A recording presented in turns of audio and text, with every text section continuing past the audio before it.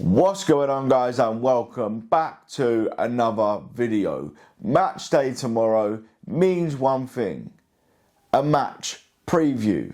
Massive game tomorrow, one of my favourites in the footballing calendar. Liverpool away. I'm going up to Anfield, so watch out for the vlog and watch out for my Insta match reaction along with my fan cam.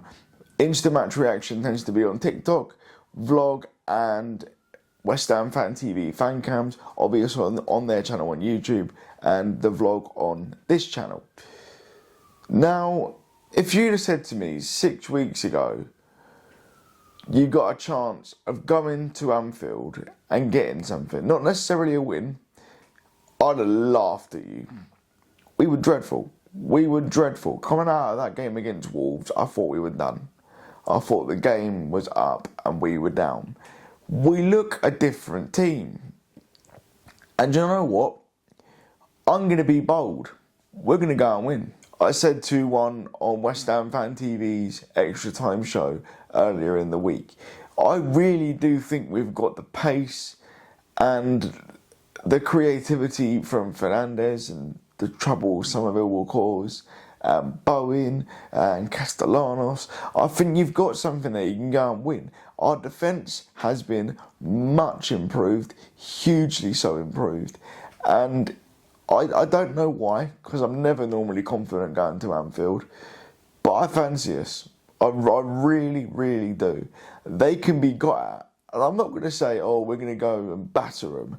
They might go and beat us, but there's just a little feeling that I've got that we've got to go to one of these big grounds. You've got to go to a Villa, to an Anfield, and go and get something. I don't think points are good enough now. I don't. So we're going to need to go to one of them grounds and go and get a win. I'm really looking forward to tomorrow. Van Dijk isn't the player he was, and Liverpool aren't the team that they were. Hence why they are where they are. They're not challenging for the title this year, and they haven't since very early on. I called it after their first game of the season. I believe it was Bournemouth, and I said they've got no real holding midfielder. You've not got a Rice in there. All right, he's more of an 8 now, but for West Ham he was a holding midfielder. You've not got a Caicedo in there. You've not got a Rodri, and there's no one to really cut everything out. They've got great players, great creative midfielders and energy, but they've not got someone to sit in front of that defence and protect them. That is where I believe we can get to them. If we can get Fernandes on the ball, you can get Bowen on the ball, you get Jimmy on the ball. They can supply Castellanos or score themselves. I really think we can get something. I don't know why I haven't looked into the stats or anything like that, but I just think we're going to go and do something. I really do, and I'm really excited for it. I love Anfield as a stadium. It's old, it's historic. It's a proper English football ground, and it is what this country's kind of moved away from with the new stadiums. Everton's is more of a box. That's perfect. That is the best you're going to get in terms of a new stadium. You've got ours is a bowl, Tottenham's is a bowl, Emirates is a bowl, Villa Park, Anfield, they're the stadiums that I love, and both I've got coming up in the next few weeks. As an away fan, I'm very excited, especially now in Villa they've got a disabled away end, which they didn't have for a long time. Anyway, back to this game. I think the centre-halves, they've got to have a good game. They've got to do what they've been doing, winning their headers, staying alert, because yes, Liverpool aren't the team they were, but they're still a damn good side. They're still a very good side. And they could quite easily go and score 2-3. But I think we're going to get at least 2. It's whether the defence can keep them out. Wan-Bissaka, I'd be tucking him in slightly deeper. Kind of almost like Arsenal do when they have the back three. They'll have one of the fullbacks tuck in to almost make it back three, especially when Juve goes forward, so it kind of protects the middle of the pitch. Realistically, they're going to have Souček and Magassa in midfield tomorrow. I don't think that will change. So that defensive nucleus of those 2 holding midfielders, 2 centre-backs and Wan-Bissaka, they're going to be massive. Juve, He can be suspect defensively, which is why I'm not really including him in that. But I would leave him slightly higher. So it says to their fullback, cool, you go forward, I'm exploiting that space straight away. We know he's good in the transition. We know he can hit a good dead ball. And we know he can put a good cross into the box. He's a massive asset, but he's not too good defensively.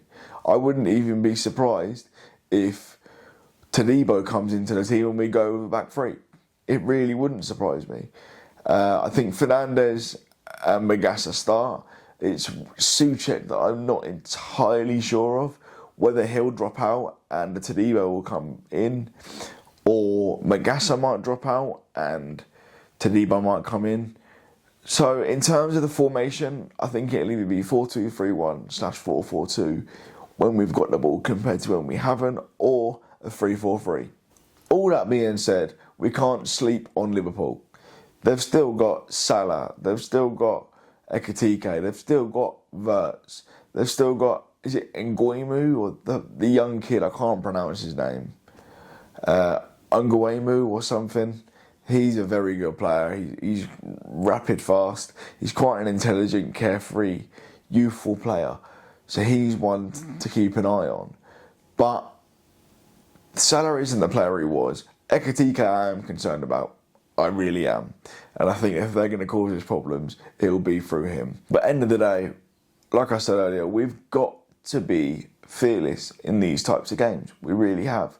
We've got to be trying to win these games rather than just looking for a point. And if we do that, I do believe it could be the catalyst. Tottenham the other week was a catalyst. Obviously, we went and got a last-minute winner there.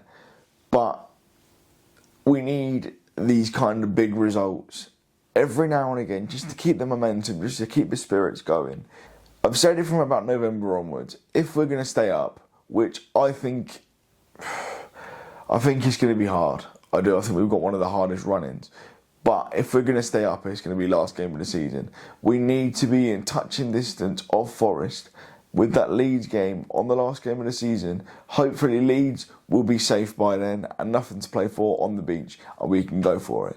But it's going to be tight, provided you go to a Villa, you go to an Anfield, or you play your Arsenals, your Man Cities at home, and you've realistically got to get 5 points out of those games. So that's going to be the end of the preview, guys. I really am confident for some weird reason. I think we can nick it. Like I said, it wouldn't surprise me if we get hammered. Our record at Anfield's horrendous. I think we've got 2 wins since 1963. So could we get beaten? Yeah, probably.